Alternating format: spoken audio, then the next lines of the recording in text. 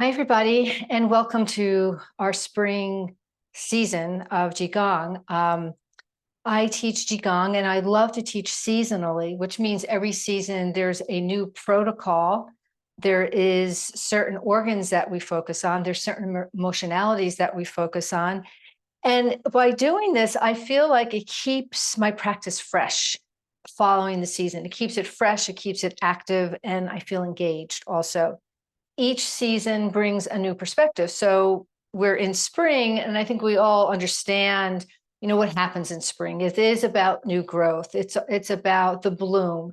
It's about cleansing out. A lot of people do fast this time of year, but especially as we get older, I think we tend to get stuck in our ways and we don't move our bodies in many different directions. So each season brings a new directional type of movement. For spring, when you think about we're coming off the winter months are all about hibernation and closing in a little bit more. There wasn't a lot of movement, maybe activity wise. We weren't maybe moving our bodies quite as much. But as we're coming into the spring, the weather is changing, but we're also coming off a more sedated season, which our bodies might not be ready for all this engagement of the warmer weather, the longer days. And this is where people get hurt because they maybe get a little bit too active too quickly. So for the spring season, we're going to focus more on stretches. We work on our tendons, our ligaments, our fascia.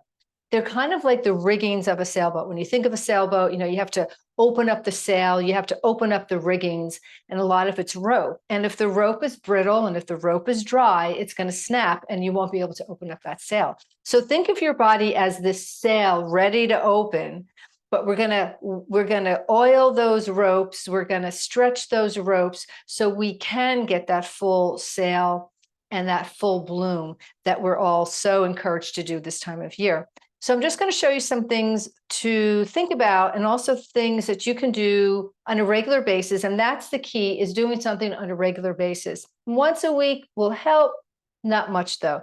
The body shrinks pretty rapidly. So we want to keep this elongating, this idea of just expanding our body, our ligaments, our riggings, to open up the body so we're more prepared as the weather gets even warmer in the early summer, that we're prepared for this activity and we don't get hurt or stretch or break or rip anything. Especially tendons and ligaments and fascia can easily rip.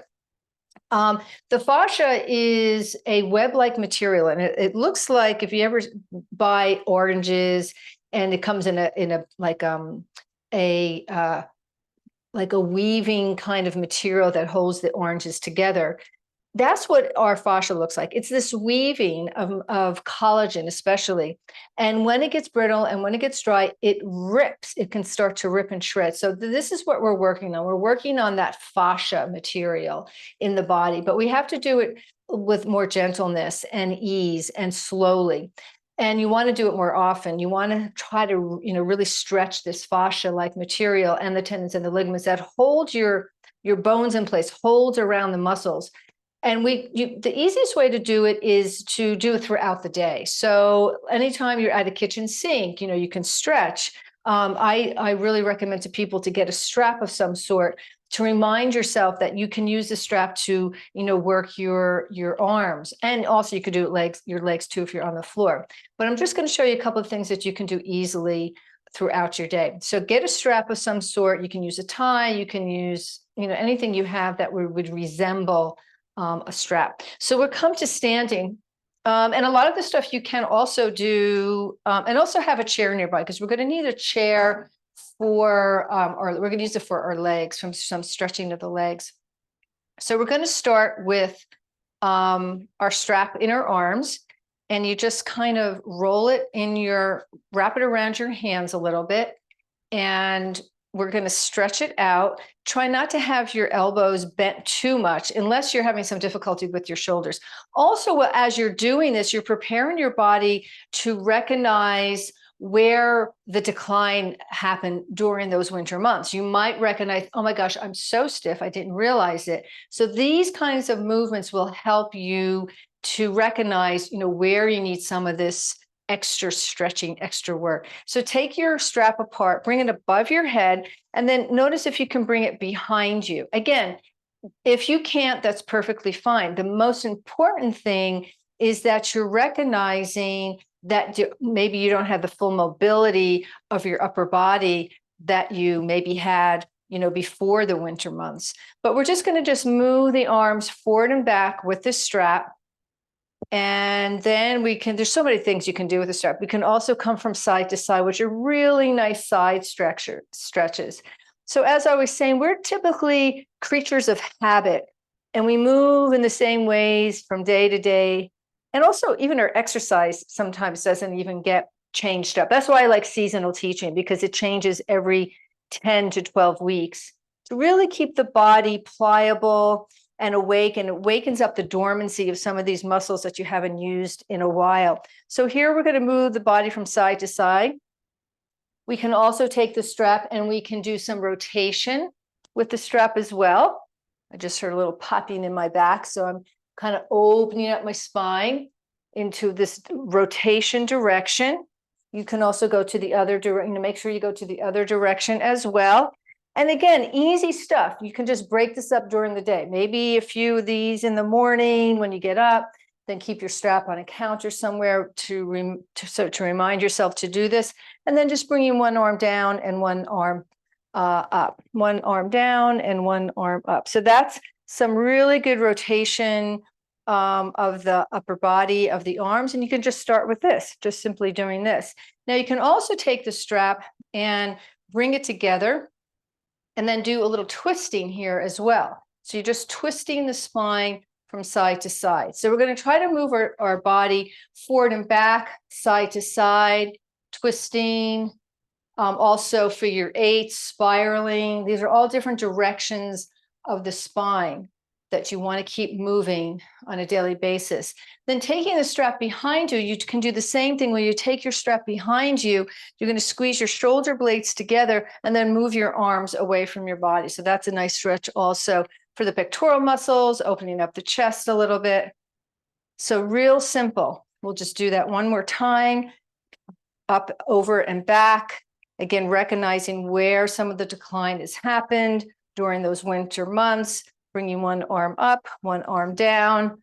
Again, these are very easy movements to do. I love the strap because it really aids in the movement. And then do a rotation. So now we're getting, the upper body limbered up, and then we're going to come into working the legs as well.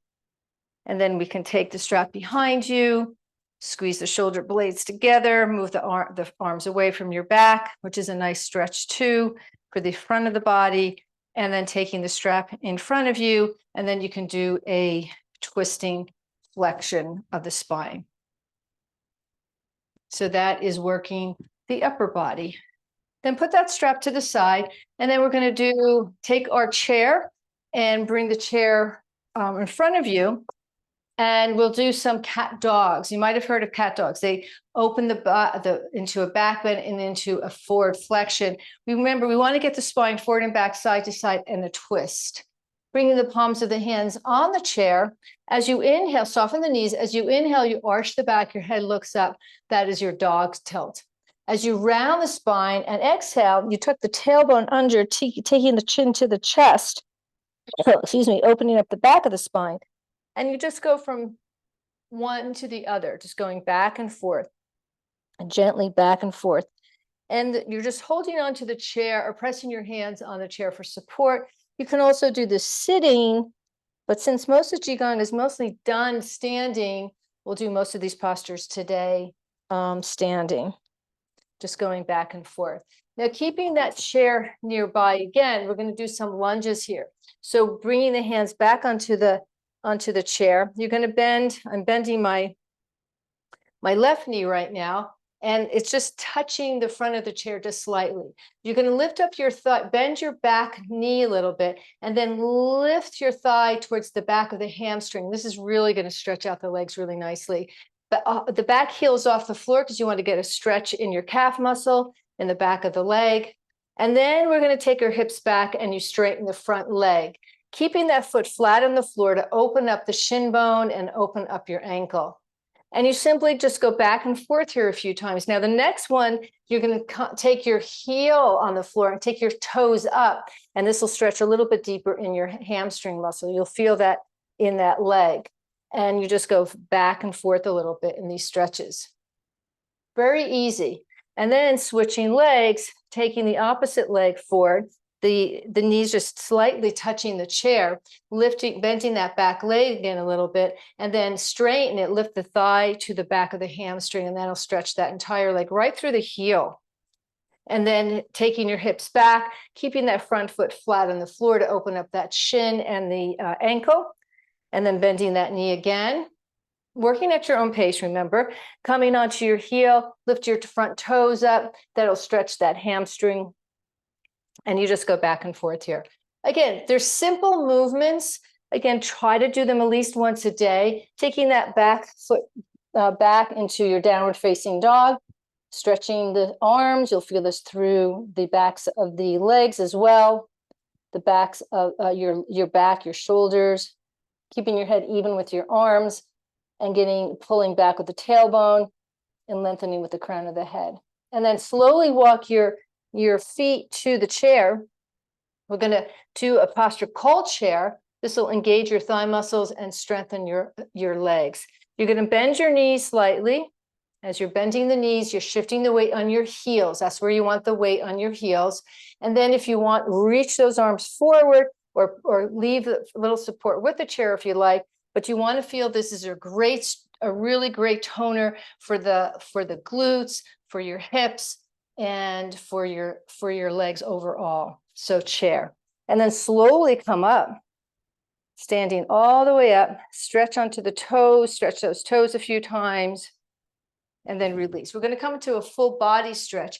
Really want to engage your core. So think of your belly moving towards the back of the spine, keeping this core engaged. If you have any low back problems at all, be very cautious doing forward folds. Keep those knees soft.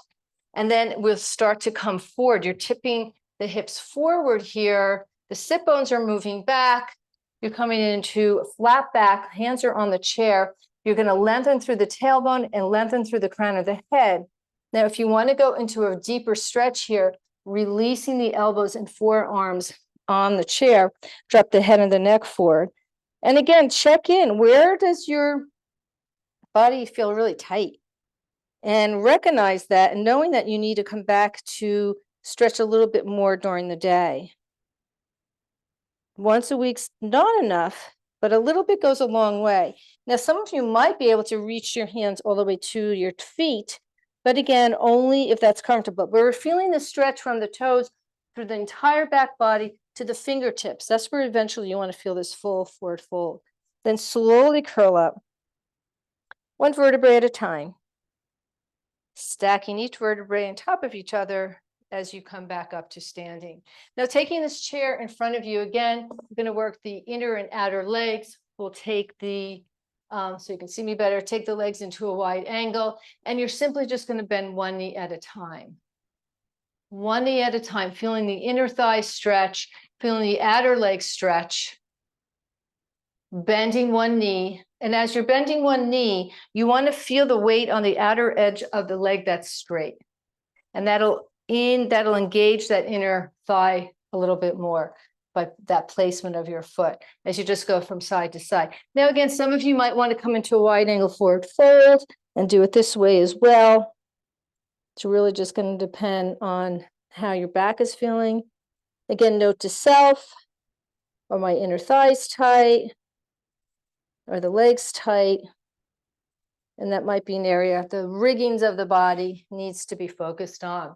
Let's taking one hand on the chair, and then you take the opposite arm up, and then we come into a twist again, twisting the spine one more time, and then we'll take the other side, twisting and back. One more time here, twisting the spine, release, and then twisting the spine and release. Taking the chair, bring the legs back together, take the chair to the side. And we're going to do a little bit more directional movement. We're almost done here. Palms of the hands come together, separate the legs. This is called swimming dragon. Gently press the hands together, relax your shoulders, and you're going to bring the hands over. Let's just come and bend one knee at a time. You bend one knee at a time, and the arms come to one direction, your head comes to the other direction. Bend to the other side, head comes to the other direction, arms come to the. So you're going from side to side here, switching the weight from side to side, bringing the head over to, this is called a crossover also. You're crossing over, which means your head's going in one direction, the body's going into the other direction.